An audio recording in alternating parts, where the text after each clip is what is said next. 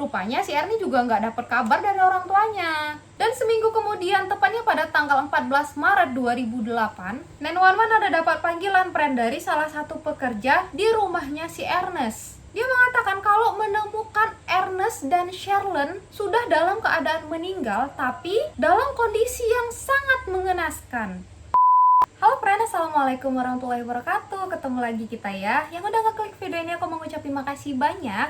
Dan yang baru join aku mau ngucapin selamat datang di channel YouTube aku. Semoga kalian enjoy ya sama video-video aku. Dan kali ini kita akan membahas tentang kasus keluarga yang terlihat sangat-sangat harmonis friend. Tapi sayangnya keharmonisan keluarga ini tidak bertahan lama karena dihancurkan sama satu orang terdekat mereka.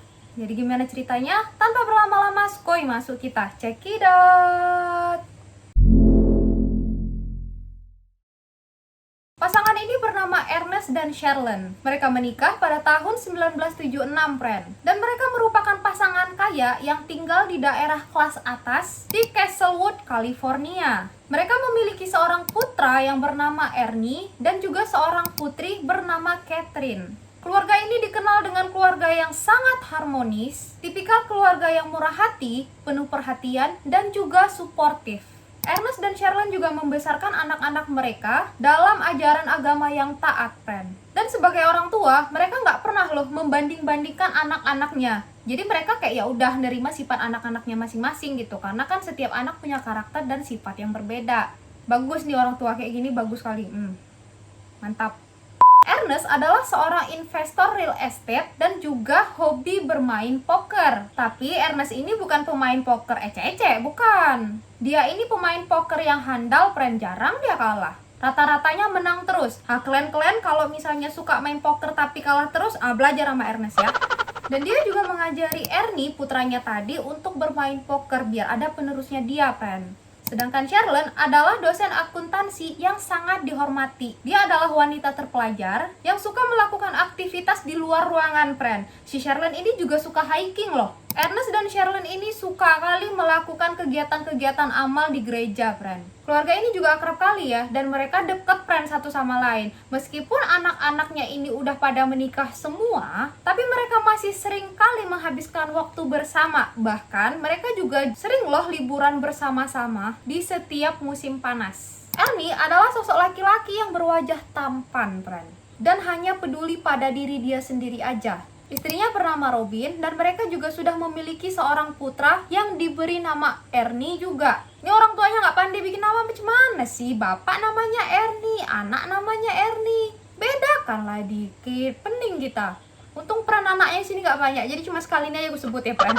Dan pada bulan Maret 2008, keluarga besar si Ernest ini tuh udah punya rencana liburan lah, friend, ke Hawaii beserta anak-anaknya juga. Tapi seminggu sebelum keberangkatan, si Catherine, anaknya yang nomor 2, itu tuh adalah nelponin mama bapaknya gitu loh. Mungkin ya sekedar nanya kabar atau nanya tentang kelanjutan liburan mereka ini kayak mana. Tapi setiap kali si Catherine ini nelpon orang tuanya, panggilan telepon itu tuh selalu dialihkan ke pesan suara, friend. Bingung lah dia ya kan, ini mama bapakku kenapa kok nggak bisa dihubungi gitu loh. Diteleponnya lah abangnya si Ernie tadi, bang kok ada nggak nelpon mama bapak bang, aku nelponin mereka nggak bisa loh. Terus kata si Ernie, abang pun nggak tahu deh, ini abang dari kemarin juga udah nelponin mereka tapi mereka sampai sekarang nggak ada kabar. Abang tuh mau nanya juga nih masalah liburan kayak mana, kata si Ernie kayak gitu kan. Rupanya si Ernie juga nggak dapet kabar dari orang tuanya. Dan seminggu kemudian, tepatnya pada tanggal 14 Maret 2008, 911 ada dapat panggilan friend dari salah satu pekerja di rumahnya si Ernest. Dia mengatakan kalau menemukan Ernest dan Sherlyn sudah dalam keadaan meninggal, tapi dalam kondisi yang sangat mengenaskan.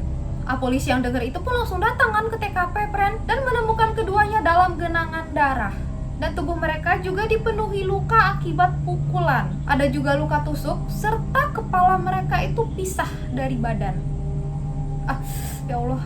Dari hasil forensik menyatakan banyak kali peran luka-luka ini diakibatkan karena pertahanan diri. Jadi mereka ini sempat melawan penyerang gitu loh. Dan berdasarkan aktivitas telepon mereka, pesan SMS, email, dan koran yang terletak di depan pintu rumah mereka, Ernest dan Sherlyn diperkirakan tewas pada tanggal 7 hingga 8 Maret dini hari. Dan polisi yang melakukan penyelidikan di TKP menemukan hanya ada satu jalan keluar masuk yang langsung menuju jalan utama, dan pintu depan rumah mereka itu adalah satu-satunya akses masuk ke rumah. Dan pada saat itu pintu depan mereka tidak terkunci, dan juga tidak ada ditemukan tanda-tanda pembobolan. Walaupun di lantai 2 kayak udah digeledah gitu, tapi lantai 1 tetap masih rapi, gak ada apapun yang bergeser. Dan anehnya lagi, gak ada satu barang pun yang hilang loh, friend. Bahkan kayak emas-emas, perhiasan itu masih utuh tersimpan. Terus ada juga nih uang di sakunya si Ernest sebanyak 150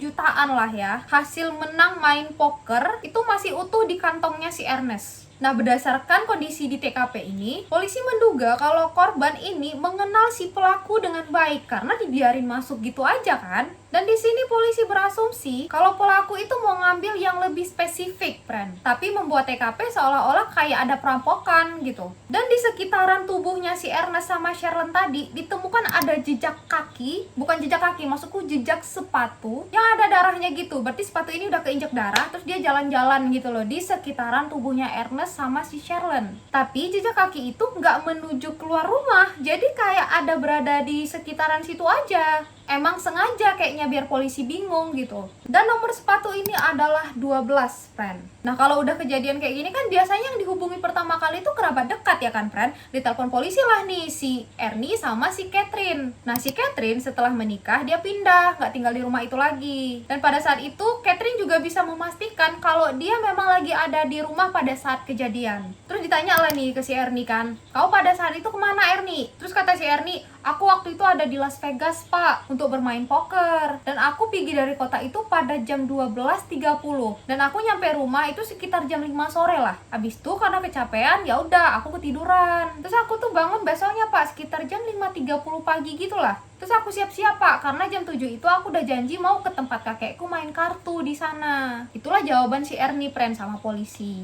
Tapi entah kenapa di saat si Ernie menjelaskan lokasi dia pada saat itu, polisi tuh kayak agak gak yakin gitu loh. Dilacak lah sama polisi tempat tinggalnya si Ernie ini, friend. Dan rupanya jarak antara kota Bree, rumahnya si Ernie, ke rumah orang tuanya ini hanya butuh 6 jam. Ernie juga mengaku, friend, pada saat itu saya di rumah sendiri, Pak, karena istri sama anak saya lagi di luar kota. Dan Ernie juga menambahkan, "Bapak kalau nggak percaya sama saya, cek aja tuh HP saya, karena pada pagi itu saya ada kok ngidupin handphone saya gitu. Bapak juga boleh ngecek kartu kredit saya, biar Bapak lihat transaksinya terakhir di mana," katanya.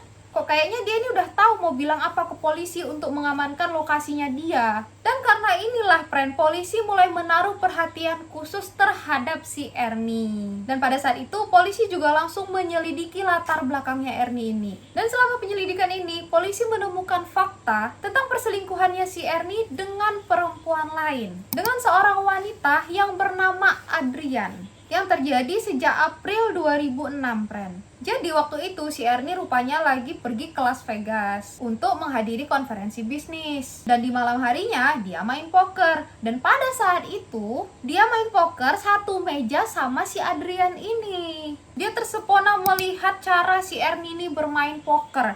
Dan memang selalu menang gitu. Pokoknya si Adrian ngerasa ketika si Ernie main judi tuh pesonanya jadi 2 kali lipat gitu lah. Karena juga gak pernah kalah, jadi tersepona kali lah si Adrian ini ngelihat si Ernie. Mulailah mereka tatap-tatapan ya kan. Terus kode-kodean melalui mata, kayak mana tuh? Aku kayak penyakit ayam. Dan setelahnya terjadilah skidipapap. Itulah awal mula perkenalan mereka, friend. Dan kisah cinta satu malam ini berlanjut menjadi perselingkuhan. Tapi mereka ini menjalani hubungannya secara LDR. Karena si Adrian ini tuh tinggalnya di North California, yang jarak tempuhnya mencapai 37 jam gitu lah. Jadi mereka kalau mau ketemu tuh lebih memilih kota-kota lain gitu, biar sekalian liburan cantik. Biar ala-ala pacaran orang yang romantis gitu. Setiap ketemu sambil liburan, aduh. Dan menurut teman-teman atau orang-orang yang kenal si Ernie ini di kasino, pada bilang banyak friend yang gak suka sama si Ernie ini. Karena kenapa? Naujubillah kali sombongnya. Terus dia juga suka kali friend gonta-ganti wanita. Dan menurut orang-orang sekitar ada kayaknya loh 10 atau 15 cewek yang udah pernah dikencani sama dia, kata orang-orang itu. Gosip pula orang itu ya kan. Si Ernie ini emang pandai kali friend ngerayu cewek. Mungkin karena wajahnya juga tampan kali ya, Bambang tampan. Dan dia juga terkenal kali friend suka pamer harta dan juga suka ngasih hadiah-hadiah berkelas gitu sama cewek-cewek yang dideketin sama dia. Apa tak kelepek-kelepek cewek-cewek itu? Dan gak cuma cewek-cewek yang ada di Las Vegas sama New York aja. Dia bahkan menggunakan aplikasi kencan untuk mendapatkan cewek-cewek yang di luar Amerika. Dan dia juga pakai nama samaran yang bernama Bill Frank. Dan detektif membawa informasi tentang perselingkuhan Ernie ini kepada istrinya, si Robin. Robin yang gak tahu apa-apa tentang kelakuan suaminya tuh bengong sih. Tapi walaupun kayak gitu, Robin bersedia friend untuk membantu polisi. Dan pada saat inilah Robin mengaku kalau Robin ini sedang terlilit hutang kepada orang tuanya sebesar 9,3 M yang digunakan Ernie untuk membayar rumah, pajak properti, dan pinjaman yang dia ambil untuk menutupi hutang judinya. Dan gara-gara inilah sering terjadi pertengkaran antara Ernie dan orang tuanya. Wop, udah ada tambahan petunjuk nih kan untuk polisi. Rupanya hubungan si Ernie sama orang tuanya itu memang kurang baik. Tapi ntar dulu. Tadi kau bilang dia jago kali main judi, Mega. Sampai dia punya banyak uang, sampai dia bisa tebar-tebar pesona sama cewek-cewek lain. Ngapa pula sekarang dia punya banyak utang? Sabar. Ingat apa yang dikatakan sama Pak Haji Roma? Judi, tahu, menjanjikan kemenangan. Judi, tahu, walaupun kau menang, itu awal dari kekalahan. Judi, tahu, walaupun kau kaya, itu awal dari kemiskinan. Judi, tahu. Jadi memang friend, dia memang selalu menang selama ini main. Tapi akhir-akhir ini dia setiap main itu malah kalah terus. Banyak kali kekalahan yang dia alami. Tapi kalahnya ini dia kayak udah anjlok langsung gitu loh. Dan menurut pengakuannya si Robin, Ernie juga ada ngutang ke rentenir friend. Dan dia juga punya tunggakan kartu kredit sebesar 11,9 miliar yang udah gak sanggup lagi dia bayar. Dan ada lagi petunjuk baru friend. Pada saat itu polisi ini ngeceklah CCTV sepanjang jalan menuju Castlewood ini pada jam sekitar terjadinya pembunuhan Ernest sama istrinya. Dan mereka ngelihat ada sebuah mobil convertible berwarna merah yang mirip kali sama mobilnya Ernie menuju ke rumahnya si Ernest dan meninggalkan daerah tersebut 4 jam setelahnya. Dan ketika polisi menanyai si Ernie, lagi-lagi dia nggak ngasih jawaban apa-apa. Abis ditanyai kayak gitu, ya udah pergi aja dia dari kantor polisi itu. Ditinggalkannya si Robin sama anaknya di situ. Dan setelahnya pun polisi juga langsung menggeledah mobil convertible warna merahnya si Ernie. Tapi sayangnya mobil itu bersih, nggak ada tanda apa-apa kayak mobil itu tuh udah dibersihin sebelumnya. Jadi nggak ada jejak apa-apa, friend. Dan untuk mendapatkan pengakuan dari si Ernie ini, polisi bekerja sama Robin, istrinya si Ernie. Dan pada saat itu, telepon rumah mereka tuh disadap. Posisinya di situ, Ernie lagi nggak ada di rumah nih. Dia ngilang entah kemana, mungkin ketemu sama cewek yang lain atau cemana, nggak tahu lah. Pokoknya pada saat itu, dia menghilang aja. Habis itu tiba-tiba, nelponlah si Ernie ini ke rumahnya mereka. Diangkat sama si Robin, dipancing lah nih sama si Robin. Bang, kau tau nggak bang, sebenarnya kau ada ketangkap CCTV loh, udah ditemuin sama polisi. Maksud hati ingin memancing reaksinya si Ernie ini kayak mana. Tapi kayaknya si Ernie sadar friend kalau telepon rumah mereka disadap. Akhirnya ya Ernie nggak jawab apa-apa tentang pernyataan itu. Pandai juga dia nih ya, kayaknya dia udah hafal kali gitu loh gerak-gerik polisi ini. Dan beberapa hari kemudian friend, Ernie bersikeras untuk mengklaim surat wasiat yang menyatakan bahwa dia mewarisi 2 juta dolar di ulang tahunnya yang ke-30 yang tinggal beberapa bulan lagi. Lalu yang awalnya si Ernie tadi tuh yang awal kekeh kali dia klaim, kalau nggak percaya cek aja handphoneku, GPS ku kan hidup katanya gitu kan, sama cek kartu kreditnya dia kan. Nah yang itu tuh bener friend, dicek sama polisi dan detektif mengidentifikasi ada kesenjangan waktu sebanyak 17 jam. Dimana dengan waktu itu dia mempunyai peluang untuk membunuh orang tuanya. Karena jarak antara rumahnya Ernest sama orang tuanya kan cuma 400 mil kan. Dan dengan semua bukti-bukti yang udah dikumpulkan sama polisi ini friend, kayak kesenjangan waktu tadi, kayak CCTV pun ada ketemu mobil yang hampir sama si Ernie punya, sama konflik dia sama mama bapaknya. Akhirnya polisi pun menyimpulkan kalau iya, dialah pembunuhnya. Dan ternyata pada tahun 2008 itu terjadi kesulitan ekonomi, friend. Dan Ernest, ayahnya Ernie pada saat itu sedang membutuhkan uang. Dan Ernest ini pun menagih utang nih ke anaknya. Tapi pada saat itu si Ernie juga lagi nggak ada uang. Sama-sama kesulitan. Karena ditagih kayak gitu, si Ernie pun naik pitam. Sampai akhirnya pertengkaran hebat pun terjadi. Hingga berakhir pembunuhan. Jadi Ernie ini tega melenyapkan kedua orang tuanya karena ditagih utang sama mereka. Dan juga demi warisan yang akan didapatkan sama dia. Karena terbukti nggak lama setelah kejadian itu, si Ernie buru-buru mengklaim surat warisan. Dan kayak udah menyimpan dendam lama, Ernie menghabisi nyawa kedua orang tuanya dengan sangat-sangat brutal. Dan Ernie berhasil ditangkap pada tanggal 23 Februari tahun 2009 di Las Vegas. Di dalam persidangan yang dilakukan 3 tahun setelahnya, jaksa menemukan bukti baru yang bisa memberatkan Ernie di TKP, yaitu mereka menemukan struk belanjaan yang mana ada pembelian tongkat baseball bermerek Nike yang diduga dipakai Ernie untuk memukuli orang tuanya. Dan tongkat itu nggak ada ditemukan di rumahnya Ernie. Kalau memang untuk dipakai pribadi, harusnya ada dong di rumah dia, ya kan weh? Dan ada juga sarung tangan yang dia beli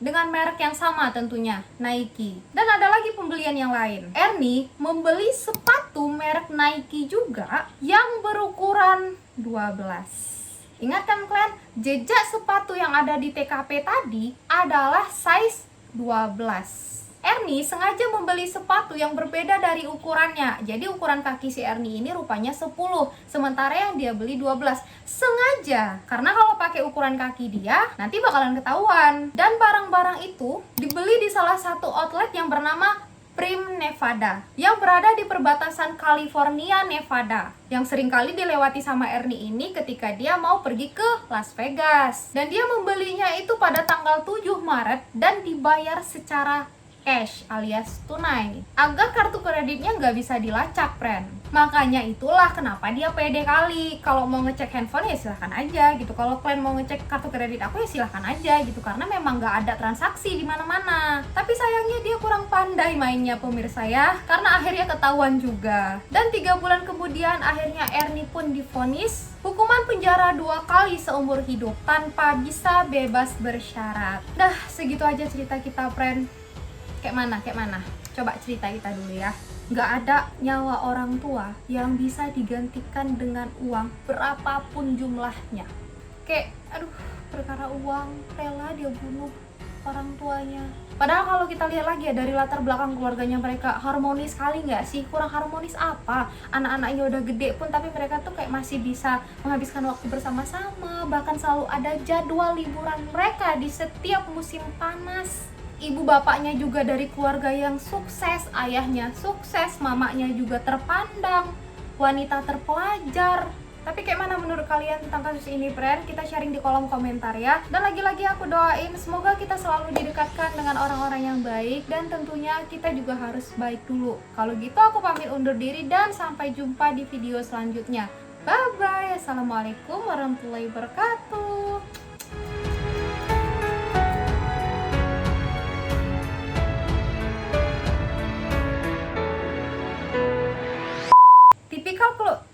Tipikal keluarga yang support.